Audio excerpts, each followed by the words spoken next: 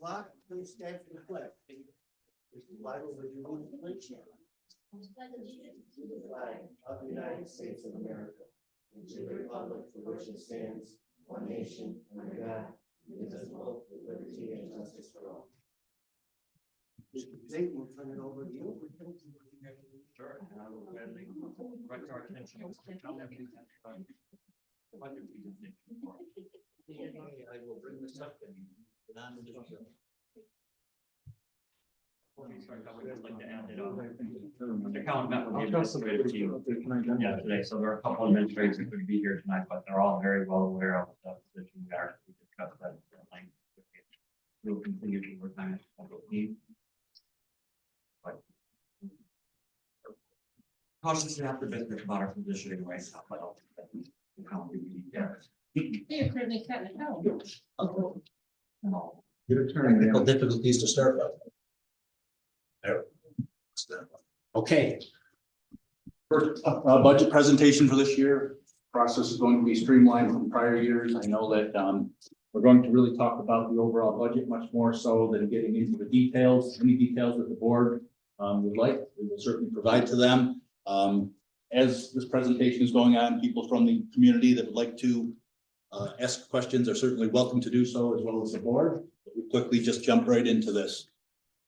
So when we develop the budget, you know, it's really the auditor, when he comes and says it's our set of books. When I talk about a budget, it's your budget, Board of Education. I know you rely on really the administration to come to you with the recommendation for the budget, but in the end, you guide us and tell us where you want this budget to go and be. And often that really deals with what you want the tax levy to be, amongst other things. When we do a budget, you know, we're projecting what's going to happen 6 months from now, 17 months from now. So there's risk and there's opportunities for things to not go exactly as you hope that they will. In school districts, we have a pretty good idea what our people are going to be. We have a pretty good idea what our costs are going to be for our benefits. Most of our supplies, but there can be some unusual things that occur. And I've mentioned many times in the past, one of the biggest things can be the special education costs that you try to keep control over, but you really don't have a lot of ability to do that. Where do we get our money from? About 60%, 58.4% comes from state aid from New York State. Another 34% comes from the taxpayers, and then less than 10% comes from either other revenues, rent that we have for the building, interest income, billing for foster students. Those are some of the major ones. And then we also allocate some of our savings or our fund balance. And I've said many times before, and I'll probably emphasize this a couple of times as we're going through this. Though we allocate our fund balance, it's really if those unexpected things happen that we would have to use that. In the end, we hope that we don't use any fund balance in a given year, but we do build our budget with some contingencies in there. And to balance those contingencies, we take the revenue or the resources being our fund balance that we would appropriate. So what do we do when we build a budget? Of course, first thing we think about is what do we have in the school today and we want to keep. We try to preserve what we do have today. Is there anything that we want to add on top of that? And that usually comes from administration initially, and it may come from the Board of Education as well. But then we also make sure that, okay, these are the things we want, but we know who funds a significant 34% of that being the taxpayers. So that's something that the board certainly keeps in mind as they are preparing and going through the budget process. What will this budget do? initially, what's it built into this budget would be all of the programs that we have in school this year, 24-25, be continued into 25-26. We would bring back a special education teacher position that was removed at the end of 24, or as 24-25 started. As Noelle became a administrator, her position did not get replaced for the 24-25 school year, and that was really for budgetary purposes. But it's something that is really needed, so it was built into the budget for 25-26. We would again propose a $100,000 capital outlay project to replace doors in the elementary school. You may recall we've done them all in the middle school. We moved to the elementary school. Yeah, 100,000 clip. It's not getting as many as we hoped it would. We could only get about 14 or 15 classrooms done this year. And that would be our plan again for 25-26. And we will keep doing that until we have all of the doors addressed. When I say addressed, doors that have the large half windows in them, we're trying to replace them with the smaller windows so that, you know, for security purposes, people can't bust the windows and get into the rooms as easily. And there's no, and the visibility is decreased as well. In this budget, there's a tax levy increase at the tax cap, 2.38%. We've gone over that a couple times over the time of the tax cap era, but at this time it's proposed at the 2.38%. But with that, we do have a cap of almost $400,000 today, $391,999. This is what the expenditures look like. And though I'm not going through all the song and dance that I've done in past years, I still do all of that in my office without the singing, the dancing, but I still do it all in my office. And looking at things, most things are pretty good and in line with what we would hope to be, you know, less than 3% growth in most areas. We expect the salaries are there, BOCES is there, supplies, equipment. Equipment's up because we've put in the 20,000, athletics and co-curricular, but most of them are in line. The two that are not, benefits, 7.33%. One of our largest costs on the benefit side is for the health insurance of our employees as well as retirees. And right now, our consultants are proposing a 12% increase to our premiums in 25-26.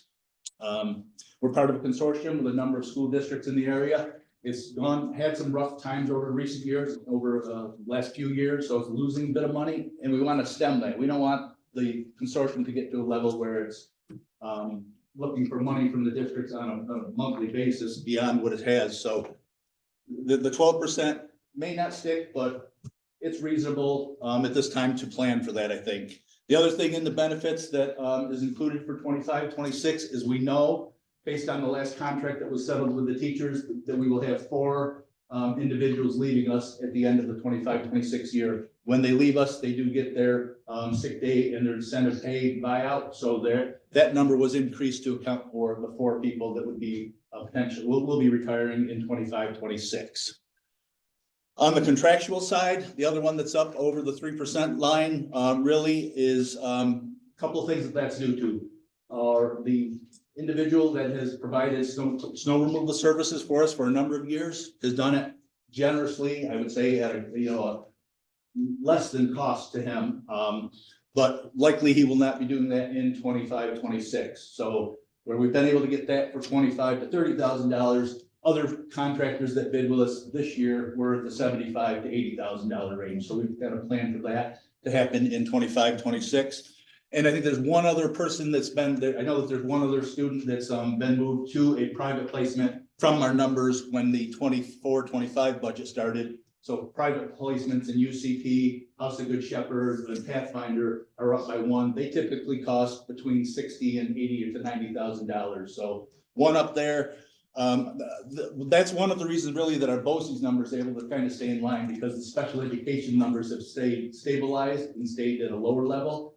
We do have some contingency built into that, but we are at a very good number on our BOCES special education placements at this time.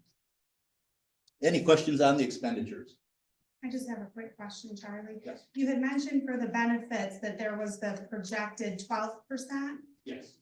but in here it only shows a change of positive 7.33%. So do we have to tentatively plan for an additional 5% on top of the 7? No, no, thank you. Thanks for pointing that out. So you're right, 7.33, that's up, the health insurance, and that's built in the 12%. Okay. But we do see some savings in the TRS in 25-26 based upon the employer contribution rate that we've received from TRS. 9.59% is the number for 25-26. Don't quote me on this year. I think it's like 10.13 or something like that. So there's some savings in that area.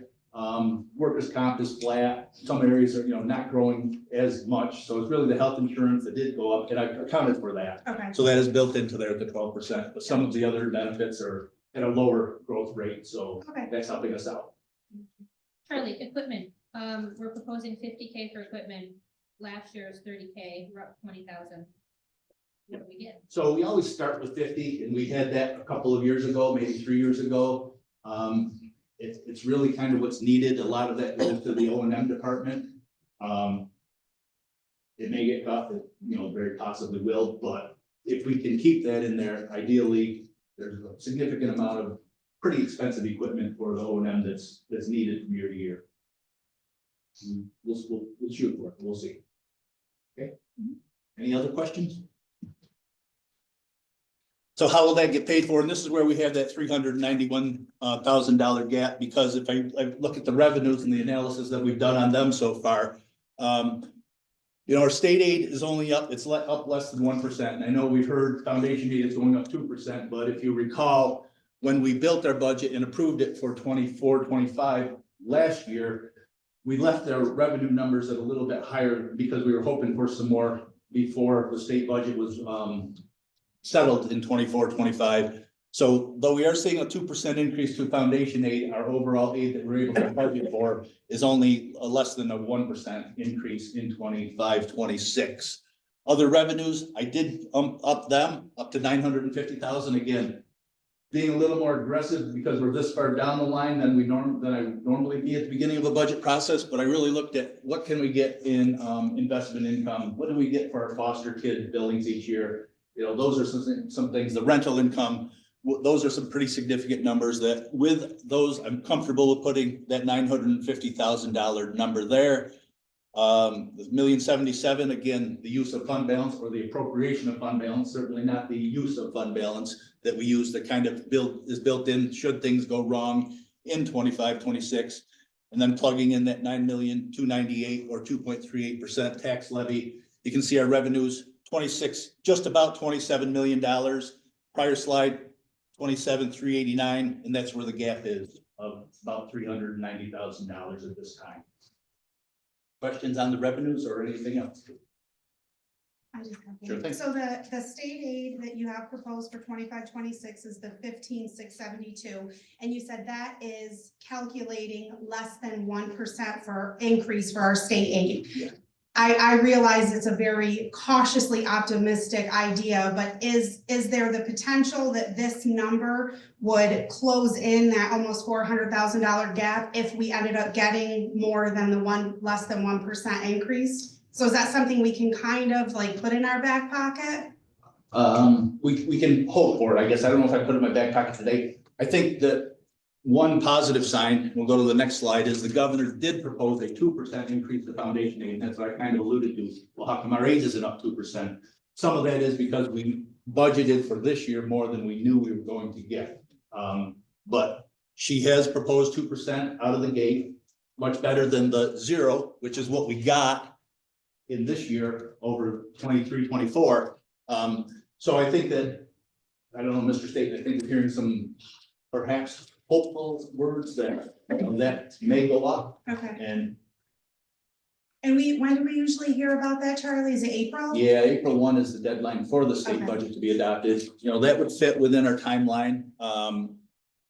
You can see where we've been the last few years, 3%. We are a hold harmless school district. So some districts that are on formula, Utica City School District is one of them. You look at what their increase to foundation aid is, it's 5, 6, 7, 8, 9% from year to year. We, because of our population basically staying steady and even declining in the foundation aid era, have not seen increases beyond the safe harmless amount that has been proposed by the governor and approved by the legislator.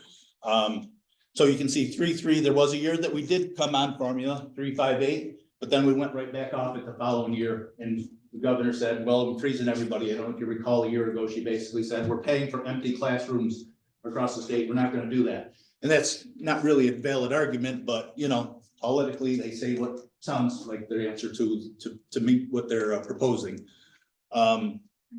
So here's where we are with foundation aid. We can hope that we will see an increase in that once the budget is adopted.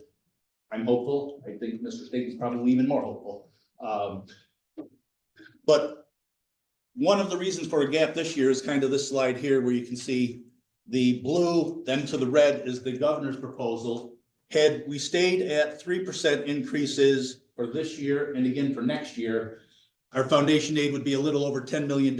So it'd be about $380,000 more. It would basically take care of our budget gap if we were only getting the 3% increase. If we only got the 2% increase, that would be about $200,000 more. So, you can look at why do we have a budget gap? Well, you can't continue to tax the taxpayers. Understandable. That's certainly part of the equation. But we're not getting aid increases, and all costs go up every year, you know. We talked about benefits. We've got contracts for all of our employees.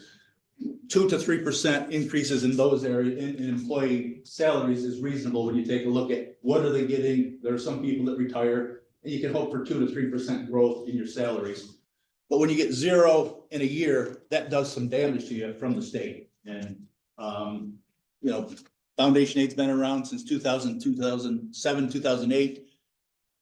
Everybody talks about, there was that Rockefeller Center study that was done over the summer that there are some recommendations, but there's nothing that has to happen at the legislative level. So we're kind of stuck with whatever really the governor and the legislators negotiate for our foundation aid. Questions on any of that?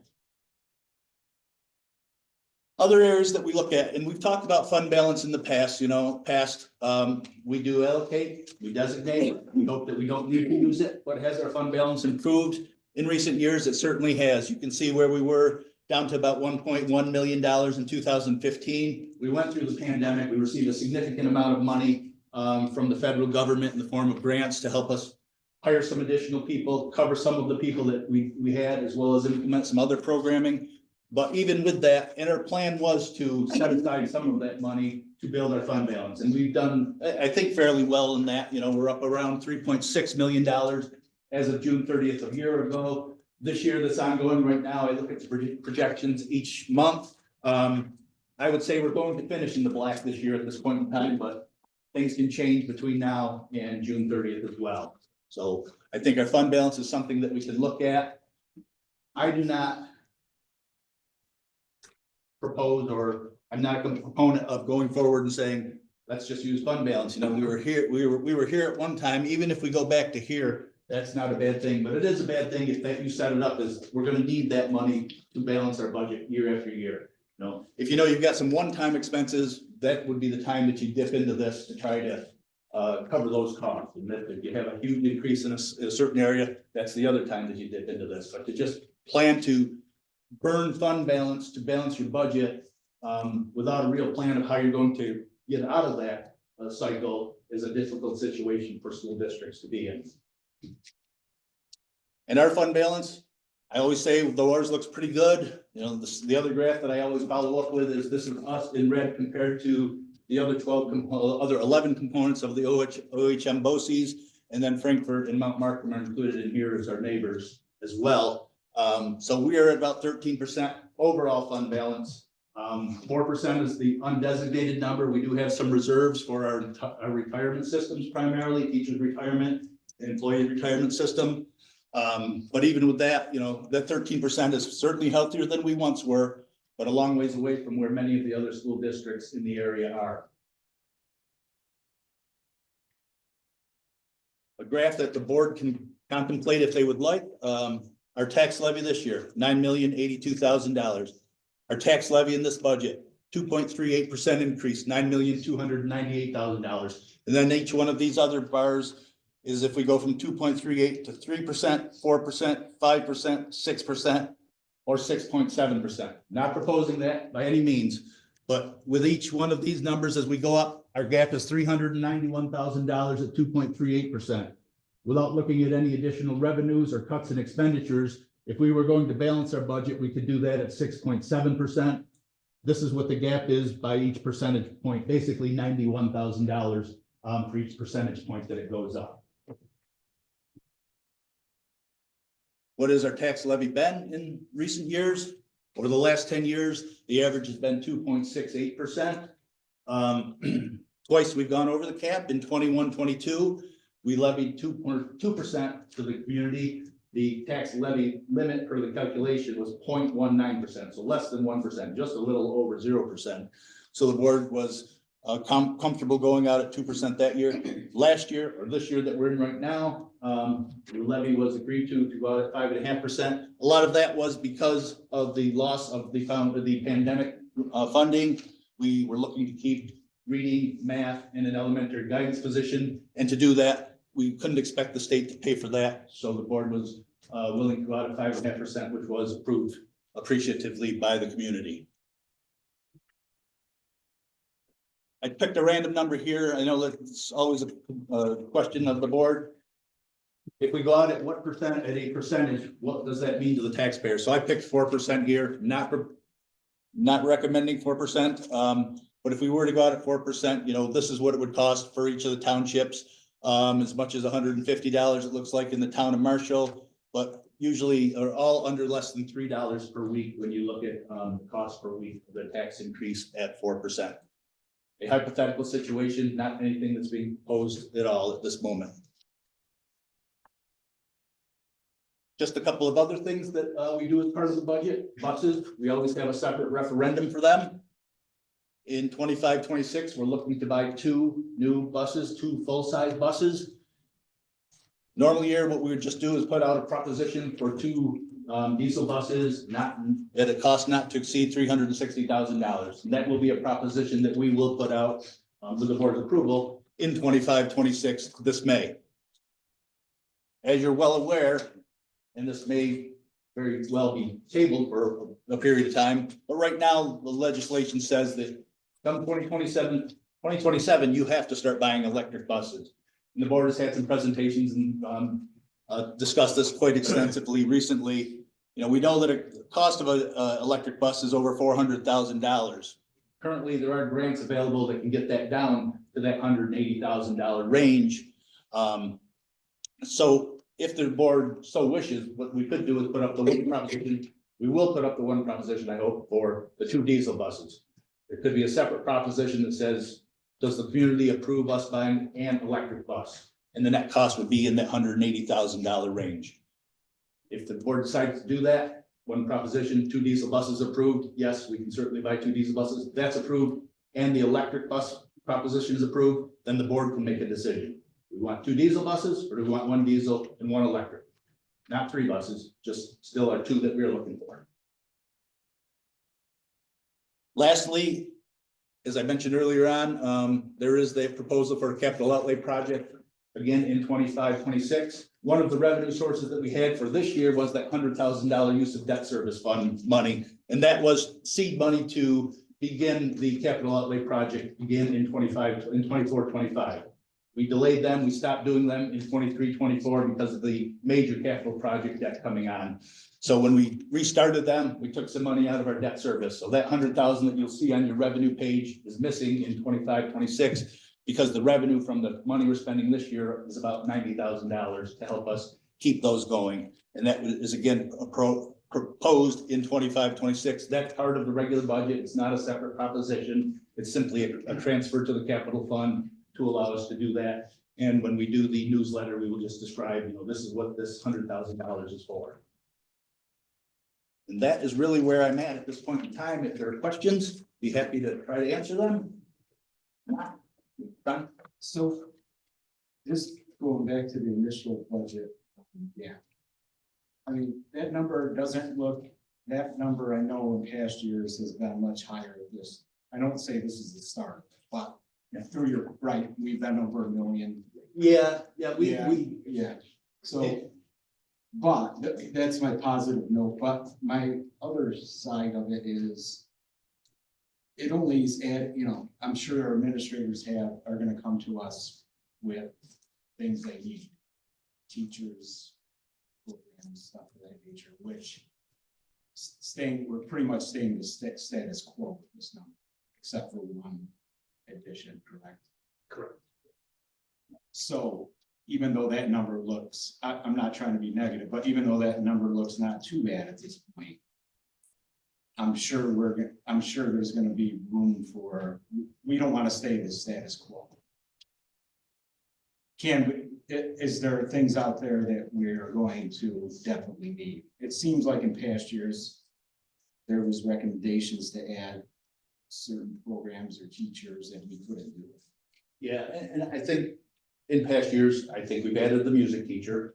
We've added a partial art teacher, right? Those were 2 of the big ones. The librarian understands where we're at with that, but He'd still love a librarian. Yeah. but those are the big ones. Bringing back the special ed was something that was needed. I think that was kind of, well, we're doing it this year just to kind of keep a budget in check, but we're really the day one that's going into the 26 budget.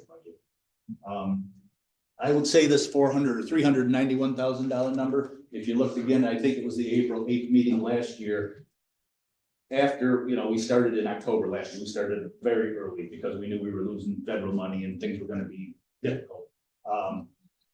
But I think if you look at that meeting, we were about the $400,000 mark at that time, and really that's kind of where we're at today. There's not stuff that, might happen that I can see right now that's gonna make that another, other than an adopted budget, by the state, where if we get another 90,000 or something of state aid, but I don't see a lot with easy reduction of that 390. Not to give you, reduce your hope, but. Yeah, I just think in past years, we've always, the principals have come to with needs, maybe needs or wants. Yeah. And, it'd be nice to maybe not stay the status quo. If we can, but that's very difficult. The administration understands where we're at too, so they may have some of those things that they're not sharing with me. And you just gonna tell me no, right? But if they haven't, I would certainly always encourage them to get them out there. And I think they do recognize that whatever they do come with, they also got to come with a kind of, how are we gonna pay for it? Not just give me this. Comments, questions? I think you answered the fact that there's evidence to show from 2015 to now, you've brought us back from where we were at one time. The COVID money put aside, you brought us back upon your return to the district. You brought us back from we were millions of dollar deficit every year. And it comes, it was right there, it's black and white. This is my only concern. When you use fund balance today, you're borrowing from the future students and from the future programs. And we got 300,000, whatever that is. We know what the administration needs, but are there areas that we can look at that we can reduce that without taking as much of a fund balance? That's all we're doing. It's clear as could be. We're taking from the future. Good. And I think that this budget is sustainable as it's presented, but it's still $300,000 or $400,000 deficit. If the answer was, let's balance it by using $400,000 of fund balance, that would make me nervous for sure. We say we're allocating or designating over $1 million, but there's contingency built into the budget. That's what there was this year for 24, 25. And I know that, and part of it is, and I said it yesterday at the administrative meeting, our special education numbers have gone down, and that has helped us significantly kind of add to that fund balance. I don't see it continuing to go down from where it is, our population, our enrollment has declined, some special education numbers have declined, but we're stabilized there, I think. And it's either gonna stay the same or likely start to step back up to special education costs, so. Are we, Noel, do we still look at the opportunity to bring students back to the district? Is there possibilities that we can make some, even if they're minor adjustments? And parents would look forward to that opportunity to have their child in school here in the district rather than on a bus and travel into a community. Which is also more cost. And when we talked about reinstating that one other teacher, we looked at how we were not gonna have to send some kids out of district who we would have if we didn't have that level of support. Wonderful. And I think that our approach for this year is stop bleed. With that additional person, we're gonna provide that level of service to 8th grade. And we're starting to talk about what can we do going into the high school to keep more of our kids. It's really hard to pull a kid back once they've been out of district for a long time in a placement for a number of reasons. But if we can have the program ready and the support that they need, we can stop sending so many kids out. I don't think there's a reason for us to send kids who just have academic needs. Those are things that we can find ways to address. I'll just say, are we still in negotiation? Well, not negotiation. Are we in conversation with BOCES to look at some rental space? That's still a possibility. Yeah, absolutely. Okay. Nothing concrete. Just to follow up, as our Carrie said, so she did meet with Mr. Collin earlier. I think she was in conversation with Mr. Reed, and I know she's talked to Mr. Flagg, because if you remember when he was here as a psychologist, right, he was instrumental in building one of those programs that we have students on. Everyone is very supportive. So it's just keep students here, not for the reason to save costs, but better benefit to the students, but will give that additional 3 weeks. And just as a follow-up to my question, I brought this, but I can't find the article offhand. But the initiative by State Ed to improve our regionalization, which is what State Ed is looking to do. One of the articles talked about special education students where OHM BOCES has a difficult time, just as example, finding teachers and supporting programs. So what's the answer in regionalization? They would merge with a Madison County or a Herkimer County BOCES. So a student now from Sequoia, who may go to Waterville or New Hartford, now may end up going to VVS or down to the Valley. So that's on the burner as a possibility, because they're looking to not consolidate, but regionalize to meet their needs, which means our students would travel even further from Sequoia Valley just to meet the program requirements. So And they've already pulled their classes from Waterville to their center, which is now we're putting kids in a more restrictive situation because they're not in public school anymore. So just that alone is putting us on the wrong path for our least restrictive numbers, which we also need to keep. well, thank you for what you're doing. Sure. Absolutely. All right, thank you. Thank you, Ms. Count. Thank you. All right, and that's the only presentation. Okay. Thank you. We'll move into our Board of Education Subcommittee reports. Sure. Hey, Colin, Michael and I will be meeting Monday for the board operations relationship development subcommittee, and the policy committee met right before this meeting. And before our sixth meeting. Okay, nothing else, facilities, transportation, technology, extracurricular, et cetera, right? No, we'll be scheduling those. after Okay. that. Superintendent's report? As you see, just a reminder, on February 26th, we have the National Honor Society induction ceremony, so you are all invited to attend that. If you do, we are all spectators and won't be, this isn't the one to vote on the stage, so, but you're welcome to attend and be part of that ceremony. Also, want to give you some updates. Oh, sorry, I just want to remind you of the BOCES annual board meeting, which is April 2nd. So if you are interested, please contact Marie Goodnight veteran who are attending. Now I want to give some quick sports updates. Girls varsity volleyball advanced to sectionals. They went out in the first round, but they had another good season. Excuse me. Bowling teams, they recently participated in the sectionals, and we have 2 students, one from the boys, one from the girls team. Leo Lissimo and Kayliana Bumbalo advanced to the shootout. That's correct, shootout, so bowling shootout, so one from each team, so they'll be moving on, so that's exciting. On the wrestling mat, Caden Beecher won first place at Section 3 Class AA tournament. Our next up is the division championship for him. Keep you posted there. And the girls indoor track team, I know most of you are aware of this, we posted all over Facebook. I'm very excited.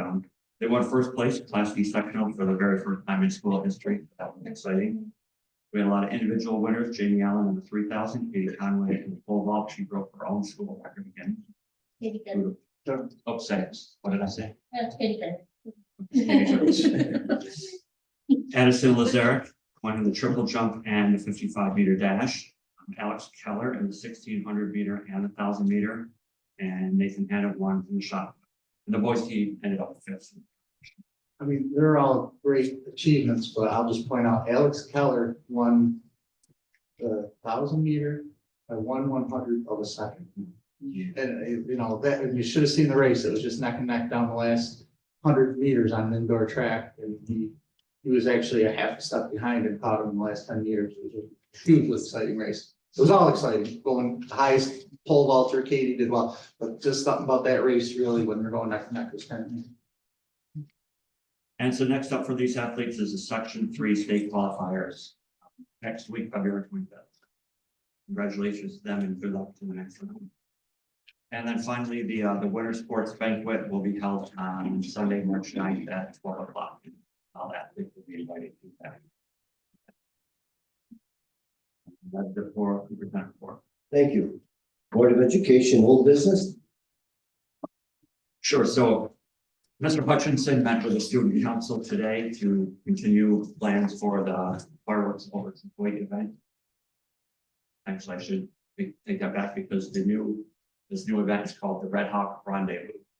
So it will be held, so we want to confirm that it's May 16th. Everyone's good with that. We want to lock that date in, so there's no change. Doug has cleared the athletic calendar. So Friday, May 16th, that'll be the date. And the student council students overwhelmingly voted to host the second annual kickball tournament. They had a kickball tournament last year. That was very well received. So this will include both high school and middle school students. And they will be adding a carnival style event with games for elementary students as well. So students across all grades, food and vendors for the whole family.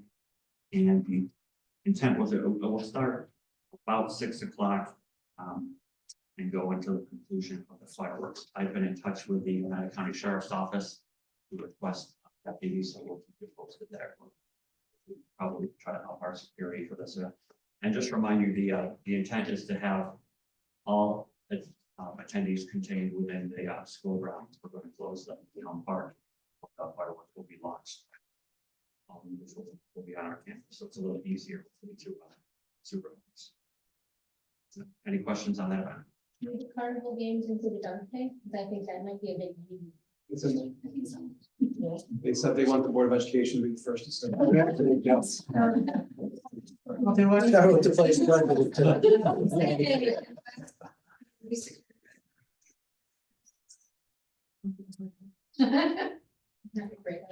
Chris. All right, any other questions? Board of Education, new business. I will read 7.1 through 7.7. 7.1 is looking for the approval of the appointment of a teacher. 7.2 is looking for the appointment of a mentor. 7.3 is looking for the approval of the appointment of a substitute teacher.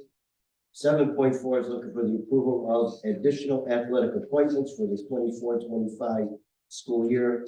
7.5 is looking for the approval of our minutes from January 28th and January 30th meetings. 7.6 is looking for the approval of a resolution authorizing the payment of bills as approved by our claims auditor. And 7.7 is looking for the approval of the Committee on Special Education and Committee on Preschool Special Education recommendations. I'm going to move on to 7.8. Is looking for the approval of the temporary use of an agreement with Oneida County. And 7.9 is looking for the approval of a social worker. Correct? Yep. Do we have any questions on 7.1 through 7.9? I have a couple comments. I just want to, congratulate Paul Baker on the job he's done, and so we're excited to add him as a full-time staff member. And regarding 7.9, the social workers, I apologize. So Victoria Miller, we talked about this last year during budget time, but she's been for the first couple of years, she was a 0.6, but moved her to a 1.0. And I apologize, we neglected to put her on the board agenda last summer to make that transition. So that's why she's starting now. So effective September 1 of 2024, she became a 1.0 and 7.6, and that'll be reflected. Mrs. Weigel, do you have any concerns? 7.4, Tony. Last meeting, we specifically said that we were gonna pull this item until it was completed in its entirety. And there are still 3 to 4 items that look like we said. Yes, so, as I've had conversations with Lynn, we don't have, maybe unmodified baseball coaches on here because of timing and numbers, but now correct me if I'm wrong, Doug Jones, don't want to put you on the spot, but Nathan DePerdo is all set to coach JV baseball, Verbally agreed, and John Longaretta is set for modified baseball. verbally agreed. Again, assuming. See, all these coaches here were the ones that committed to coaching this spring. Yeah. We didn't have, all these other ones are new coaches, so we really didn't have them into play yet. The modified season starts April 1st, so time for that. But all these are varsity coaches, volunteer assistants that were back from last year, approved moving forward. All the others are new coaches, so it's kind of, if we don't have a boys JV team, we may have to resign, move them down to modified. And the girls softball right now is, I'm working on one, and there's just no position for that. The varsity coaches here, most of these varsity coaches have been working with these athletes since mid to late January. So we tend to try to get them on the board because they're working with the kids, board approval, but all these have been agreed upon to be coaching. The others are new coaches, new positions for those coaches. So there's just more time and working things out. And the softball, correct me if I'm wrong, we advertise those because we don't have coaches. Right, they're advertising OLS and within the school. There's one more in the school. Mr. Jones, can we not appoint them with the stipulation pending participation numbers? And that way we satisfy the request of the board? States that. We've done it before. Tell me again. It states that in the letter, once I give them a Right. letter of acceptance, it's written right in there pending Pending participation. adequate numbers of participation. So can we add anything to Colonel John Monroe onto this? As long as the board approves it, we can, We'll have tonight kind as of. long as Doug definitely got approval, yes. So I have a quick question. Did we not have a JV softball team last year? We did. And who coached that? Frank Curry choosing not to, he wants to do varsity. He didn't want to do it.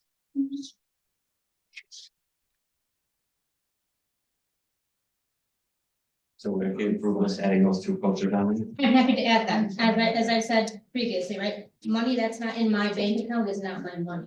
So if there's a coach that's not listed on this grid and that we don't approve, they're not our coach, and we can't keep them from going elsewhere to coach if they're interested, if we don't lock them. And I would hate to come April 1st and run into the same issues that we had last year, where we have an increased number of student participants and we can't open up another team for them because someone else is, because we did. And that would be fine, but he could say yes to us now and in a month resign to go somewhere else too.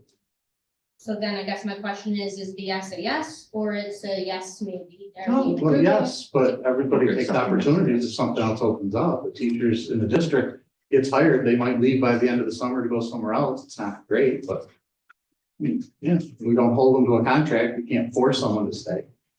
Especially if it's a summer project, especially if it's an out of school district, he might get a teaching position. Right, so we have a JV game on our schedule for April the 3rd, right? So if our signups end March 19th, final signups, how long does it take to get uniforms? Because we haven't had a JV based.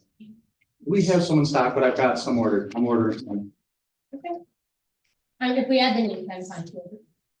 And you're good, Mr. Jones. Sure. So the two that you've had conversation with, Sure. we will add to this. The uncertainty is the girls' JV. And modified coaching position. We've got those advertised right now. Okay.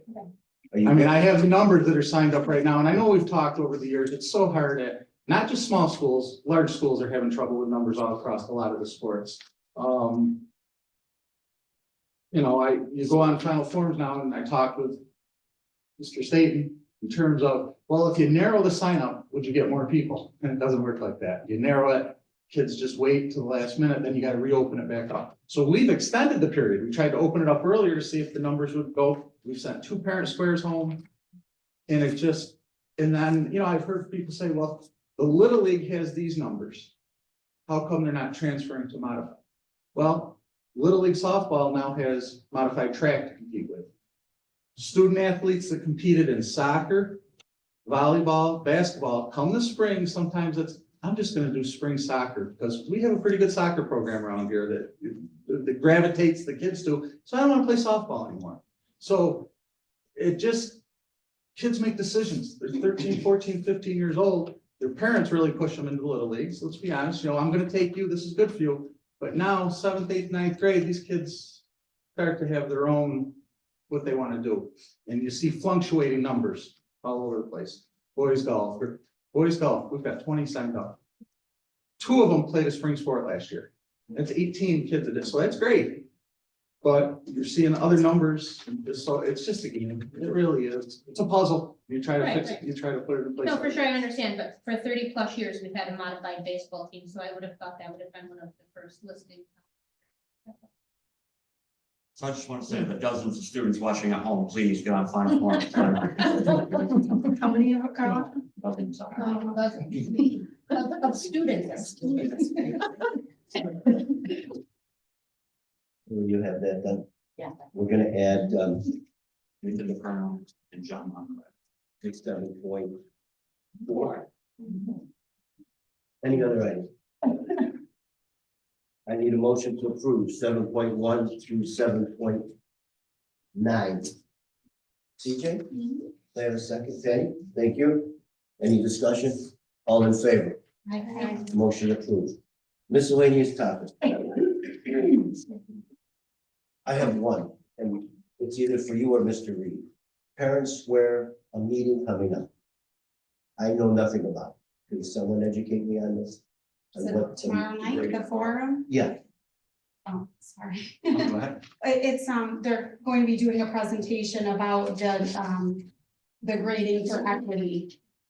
It's like an informative presentation. And with light refreshments. that's One. Gonna be right here. No, it was changed from one time to. grading for equity. Yes. And look, I don't know. What's the purpose? So our middle and high school staffs have been reading about potential grading modifications this year that would look to make our grading practices potentially more accurate and more transparent and more motivational to students. So we've been studying this book called Grading for Equity, and considering some of the ideas in it. So one of the things we'd like to do is to bring parents into the conversation as well, because it's pertaining to grading practices, which obviously is a topic that impacts everybody, impacts students in very meaningful ways. So we want to see what the parent thoughts on these recommendations are as well. So once we get the staff thoughts about it and we get the parent thoughts about it, we can see where we're at and see if we want to make some changes to what we're doing.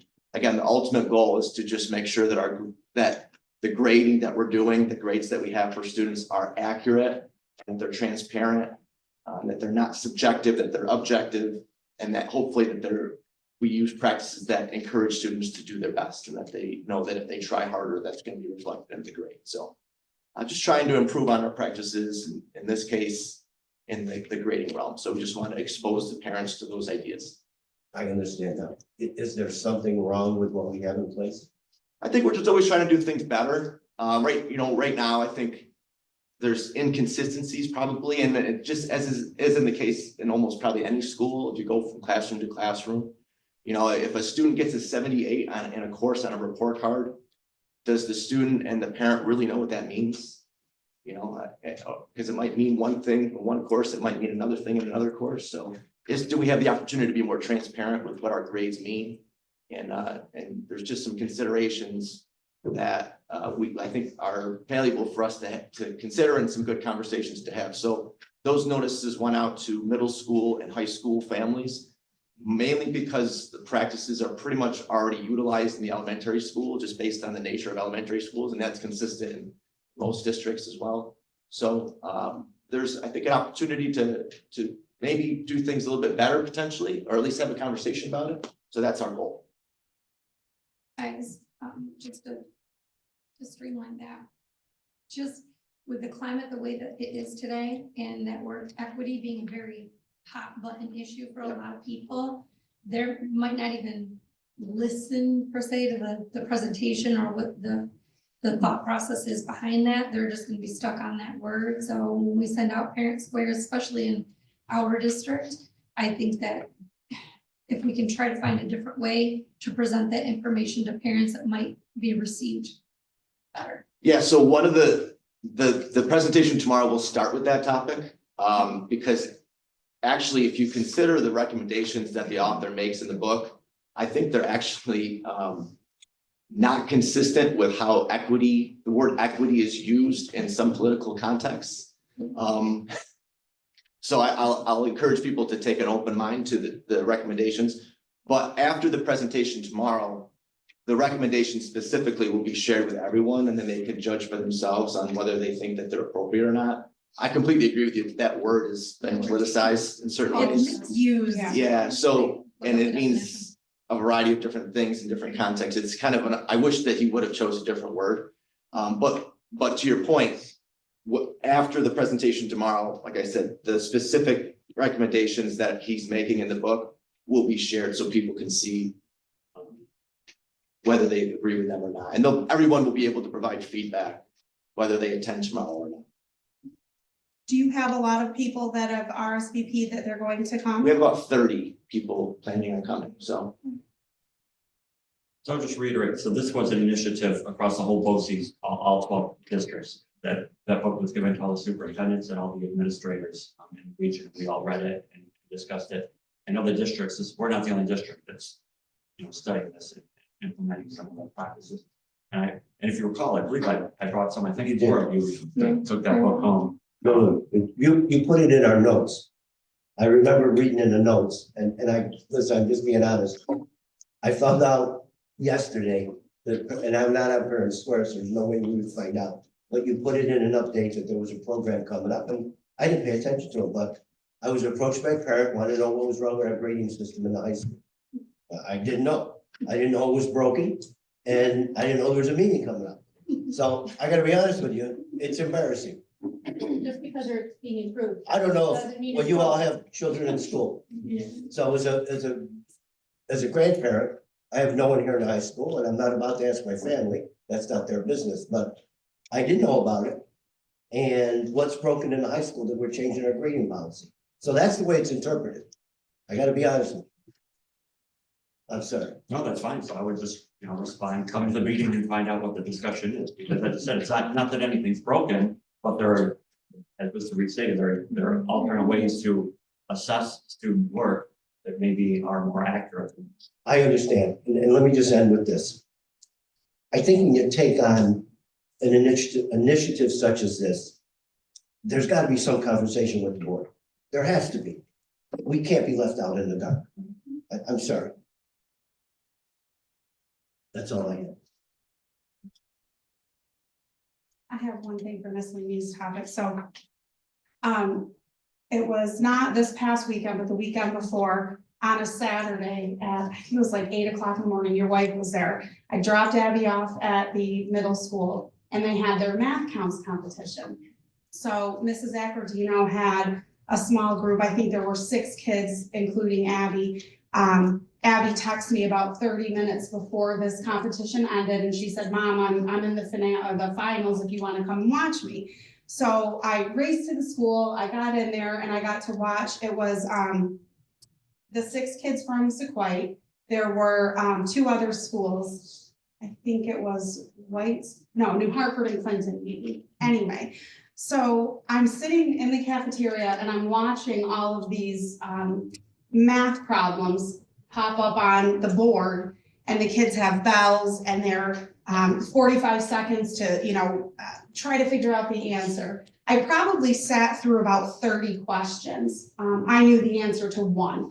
And I was so impressed with Mrs. Accordino and how intelligent these 7th and 8th grade students were.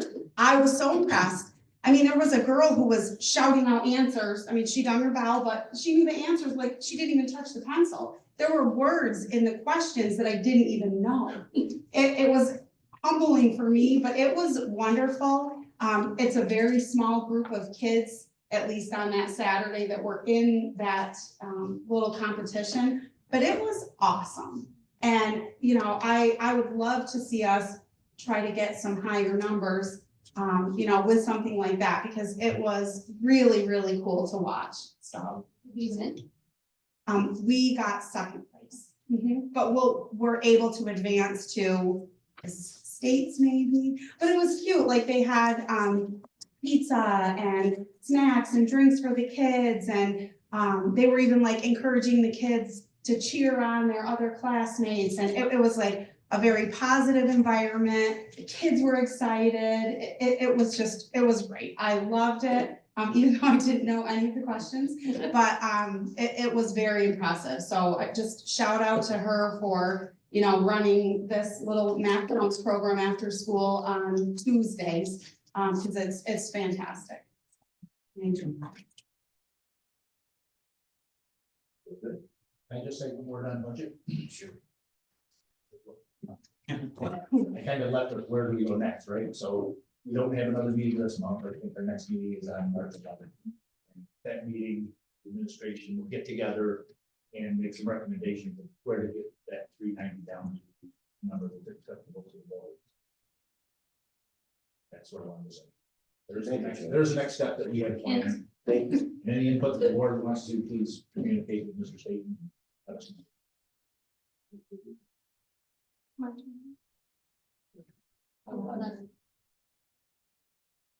Okay. Need a motion to Public to be heard? public to be heard, I'm very sorry. Please feel free. You heard Charlie's initial presentation. If you have any comments, we welcome and we respect your concern. Okay, other than that, we need a motion to go into executive session to discuss negotiation. Second, Mr. President. All in favor? Thank you, folks.